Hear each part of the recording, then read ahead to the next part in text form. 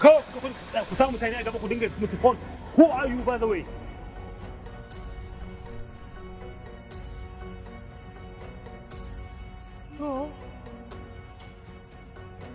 Gaskiya falon na ya burge ni wallahi. Wato da naga wannan falon sai na tana da falon Vladimir Putin shugaban kasar Rasha kina shiga gidansa. Falon farko irin wannan ne exactly. Kin san mutumina ne? Vladimir Putin ai mutumina ne. Kafin su fara yakin nan da Ukraine ai na ji. Ai mutumina ne.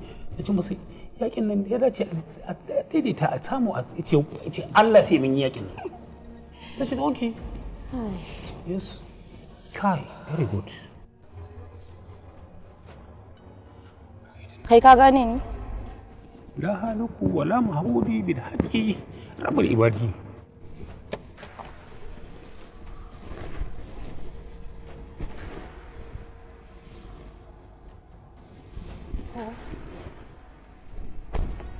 A wai dama shine wanda kike bani labari? Shine wanda nake baki labari. Wanda ya je gida ya mun kare yake shi kanin sanata ne. Wallahi tallahi. Ina ne ba? Kin gani da yake? Wallahi tallahi. Kwarai ku wallahi tallahi. Auto Services and the People Redemption Party GMPP Greater Nigerian People Party and the Stadium Event Center. Kuna ina ku yi sauri ina nan bayan Jifatu ina jiran ku yi sauri dan Allah. Bayan Jifatu kuma? To. Okay sai kun zo. Aka gane kuranka yau. Biyar Allah, me ya faru? Shi zaka tambaya ya gaya maka abin da yayi. Abu kowa sanin abin da. Dauda, me kai mata? Kuda da bari bubu. Farda bubu. Bubu. Bubu. Kurma ka zama? Badi bubu. Bidi. Allah kai shiru, kin gajiya.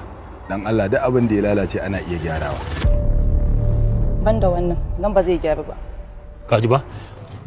Ubanta da ya tsare idan ba gudu ba idan ba za ka ga sai zaban Allah tsina billahi lazi babanta zai tsine billahi lazi Ta ina za mu je inda ta kankara mu ko ta ina mu ne ba wannan gurin mu gudu billahi lazi jamu yau Kai